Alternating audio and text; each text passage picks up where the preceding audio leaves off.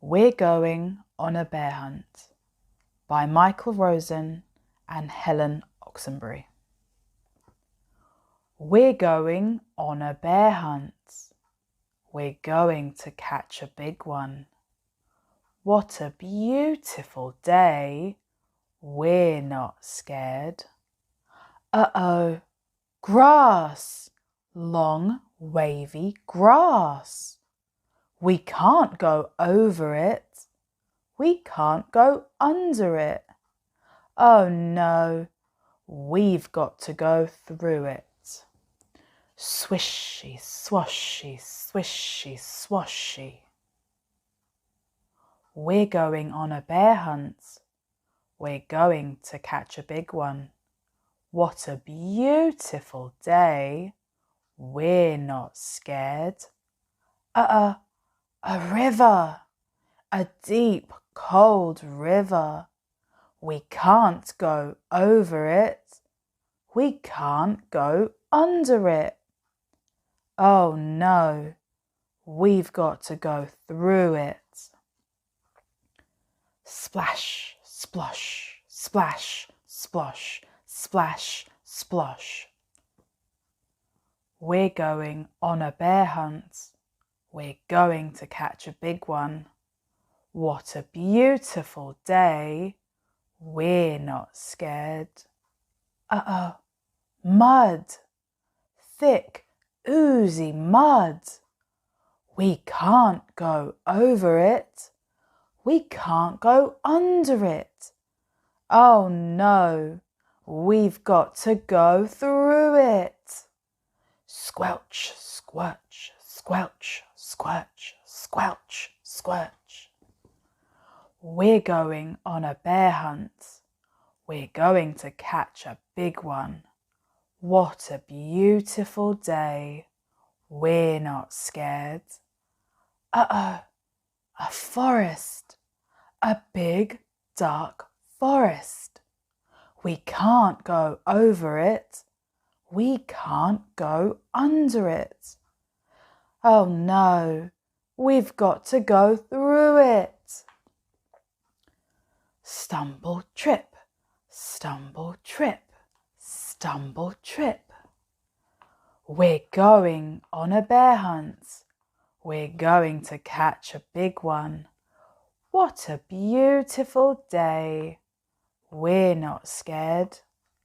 A snowstorm. A swirling, whirling snowstorm. We can't go over it.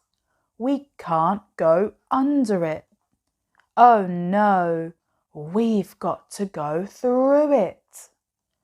Hoo-hoo, hoo-hoo, hoo-hoo.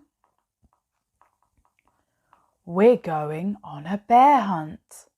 We're going to catch a big one. What a beautiful day. We're not scared. A cave.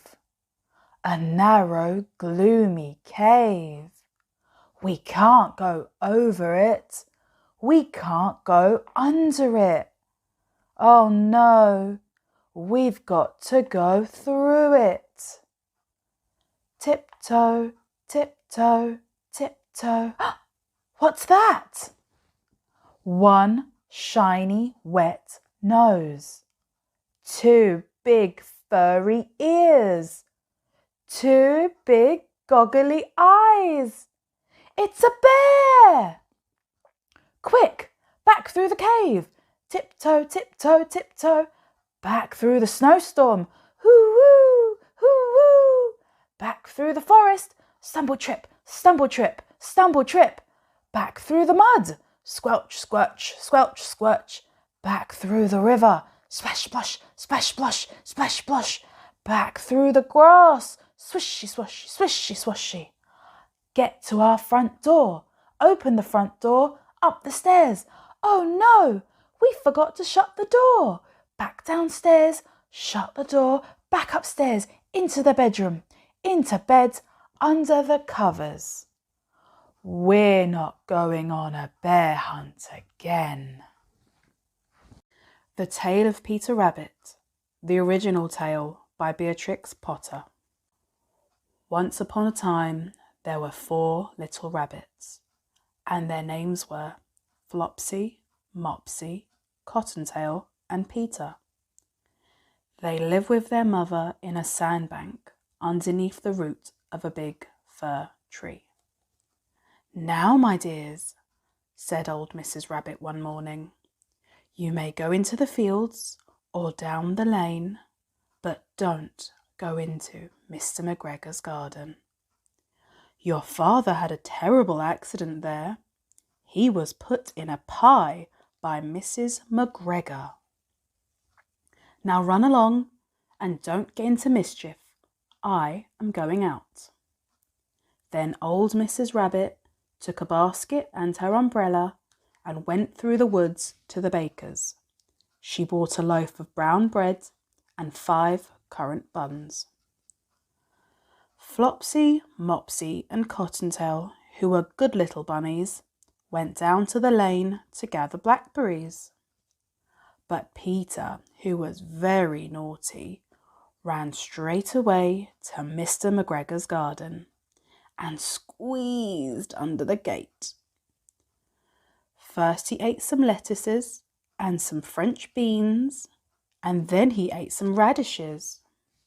And then, feeling rather sick, he went to look for some parsley. But round the ends of a cucumber frame, who should he meet but Mr. McGregor? Mr. McGregor was on his hands and knees planting out young cabbages, but he jumped up and ran after Peter, waving a rake and calling out, "Stop, thief!" Peter was most dreadfully frightened. He rushed all over the garden, for he had forgotten the way back to the gate. He lost one of his shoes amongst the cabbages, and the other shoe amongst the potatoes. After losing them, he ran on 4 legs and went faster, so that I think he might have got away altogether if he had not unfortunately run into a gooseberry net and got caught by the large buttons on his jacket. It was a blue jacket with brass buttons, quite new. Peter gave himself up for lost and shed big tears, but his sobs were overheard by some friendly sparrows who flew to him in great excitement and implored him to exert himself. Mr. McGregor came up with a sieve which he intended to pop over the top of Peter, but Peter wriggled out just in time, leaving his jacket behind, and rushed into the tool shed and jumped into a can. It would have been a beautiful thing to hide in if it had not had so much water in it. Mr. McGregor was quite sure that Peter was somewhere in the tool shed, perhaps hidden underneath the flower pot. He began to turn them over carefully, looking under each. Presently Peter sneezed. "Ka-choo!" Mr. McGregor was after him in no time, and tried to put his foot upon Peter, who jumped out of the window, upsetting 3 plants. The window was too small for Mr. McGregor, and he was tired of running after Peter. He went back to his work. Peter sat down to rest. He was out of breath and trembling with fright. He had not the least idea which way to go. Also, he was very damp with sitting in that can. After a time, he began to wander around, going lippity-lippity, not very fast, and looking all round. He found a door in a wall. It was locked, and there was no room for a fat little rabbit to squeeze underneath. An old mouse was running in and out over the stone doorstep, carrying peas and beans to her family in the wood. Peter asked her the way to the gate, but she had such a large pea in her mouth that she could not answer. She only shook her head at him. Peter began to cry. Then he tried to find his way straight across the garden, but he became more and more puzzled. Presently he came to a pond where Mr. McGregor filled his water cans. A white cat was staring at some goldfish. She sat very, very still, but now and then the tip of her tail twitched as if it were alive. Peter thought it best to go away without speaking to her. He had heard about cats from his cousin, little Benjamin Bunny. He went back towards the tool shed, but suddenly, quite close to him, he heard the noise of a hoe. Scratch, scratch, scratch, scratch. Peter scuttered underneath the bushes. But presently, as nothing happened, he came out and climbed upon a wheelbarrow and peeped over. The first thing he saw was Mr. McGregor hoeing onions. His back was turned towards Peter, and beyond him was the gate. Peter got down very quietly off the wheelbarrow and started running as fast as he could along a straight walk behind some blackcurrant bushes. Mr. McGregor caught sight of him at the corner, but Peter did not care. He slipped underneath the gate and was safe at last in the woods outside the garden. Mr. McGregor hung up the little jacket and the shoes for a scarecrow to frighten the blackbirds. Peter never stopped running or looked behind him till he got home to the big fir tree. He was so tired that he flopped down upon the nice soft sand on the floor of the rabbit hole and shut his eyes. His mother was busy cooking. She wondered what he had done with his clothes. It was the second little jacket and pair of shoes that Peter had lost in a fortnight. I am sorry to say that Peter was not very well during the evening. His mother put him to bed and made him some chamomile tea, and she gave a dose of it to Peter. 1 tablespoonful to be taken at bedtime. But Flopsy, Mopsy and Cottontail had their bread and milk and blackberries for supper. The Tiger Who Came to Tea, written and illustrated by Judith Kerr. Once there was a little girl called Sophie, and she was having tea with her mummy in the kitchen. Suddenly there was a ring at the door. Sophie's mummy said, "I wonder who that can be. It can't be the milkman, because he came this morning. And it can't be the boy from the grocer, because this isn't the day he comes. And it can't be Daddy, because he's got his key. We'd better open the door and see." Sophie opened the door, and there was a big, furry, stripy tiger. The tiger said, "Excuse me, but I'm very hungry. Do you think I could have some tea with you?" Sophie's mummy said, "Of course, come in." So the tiger came into the kitchen and sat down at the table. Sophie's mummy said, "Would you like a sandwich?" But the tiger didn't just take one sandwich. He took all the sandwiches on the plate and swallowed them in one big mouthful. And he still looked hungry. So Sophie passed him the buns. But again, the tiger didn't eat just one bun. He ate all the buns on the dish. And then he ate all the biscuits and all the cake until there was nothing left to eat on the table. So Sophie's mum said, "Would you like a drink?" And the tiger drank all the milk in the milk jug and all the tea in the teapot. And then he looked round the kitchen to see what else he could find. He ate all the supper that was cooking in the saucepans, and all the food in the fridge, and all the packets and tins in the cupboard. And he drank all the milk and all the orange juice, and all Daddy's beer, and all the water in the tap. Then he said, "Thank you for my nice tea. I think I'd better go now." And he went.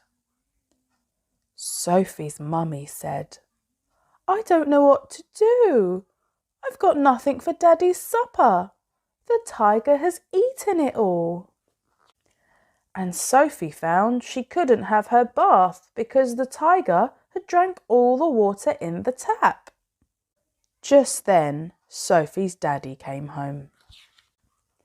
So Sophie and her mummy told him what had happened and how the tiger had eaten all the food and drunk all the drink. And Sophie's daddy said, "I know what we'll do. I've got a very good idea. We'll put on our coats and go to a cafe." So they went out in the dark and all the street lamps were lit and all the cars had their lights on, and they walked down the road to a cafe. And they had a lovely supper with sausages and chips and ice cream. In the morning, Sophie and her mummy went shopping and they bought lots more things to eat. And they also bought a very big tin of tiger food in case the tiger should come to tea again. But he never did. Elmer, written and illustrated by David McKee. There was once a herd of elephants. Elephants young, elephants old, elephants tall or fat or thin. Elephants like this, that or the other, all different but all happy and all the same colour. All, that is, except Elmer.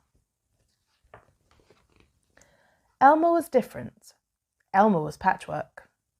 Elmer was yellow and orange and red and pink and purple and blue and green and black and white. Elmer was not elephant colour.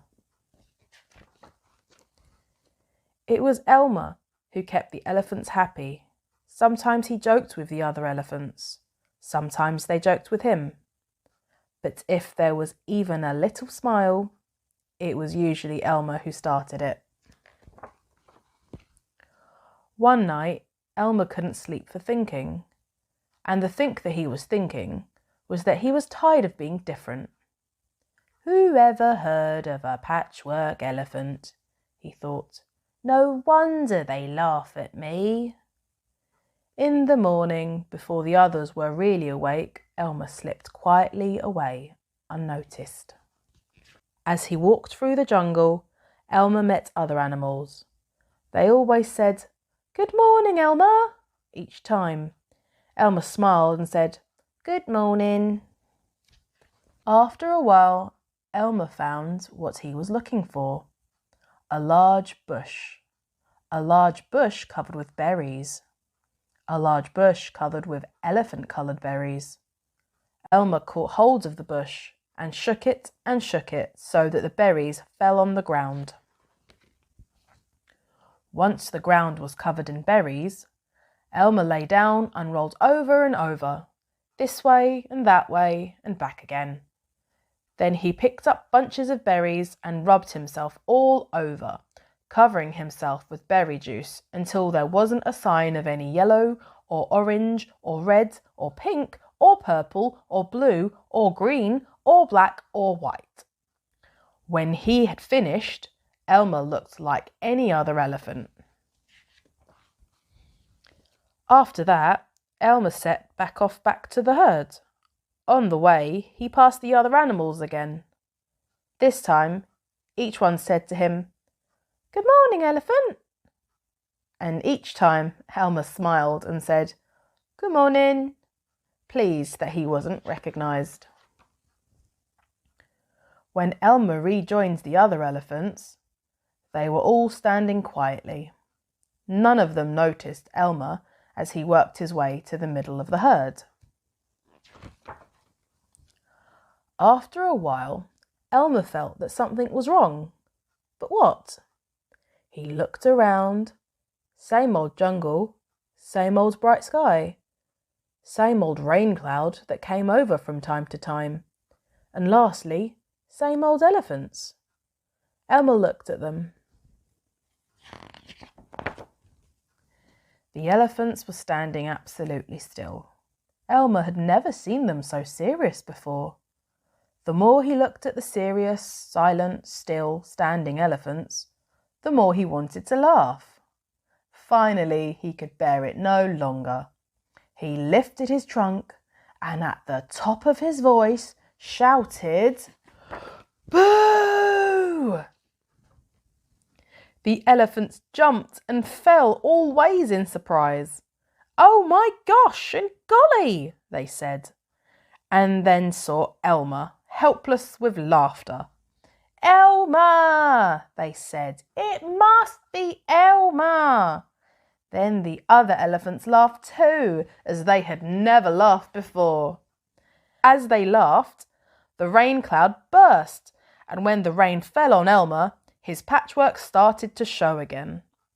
The elephants still laughed as Elmer was washed back to normal. "Oh, Elmer," gasped an old elephant. "You've played some good jokes, but this has been the biggest laugh of all. It didn't take you long to show your true colours." "We must celebrate this day every year," said another. "This will be Elmer's Day. All elephants must decorate themselves and Elmer will decorate himself elephant colour." That is exactly what the elephants do. On one day a year, they decorate themselves and parade. On that day, if you happen to see an elephant ordinary elephant colour, you will know it must be Elmer. Like and subscribe for more. Storytime every Friday.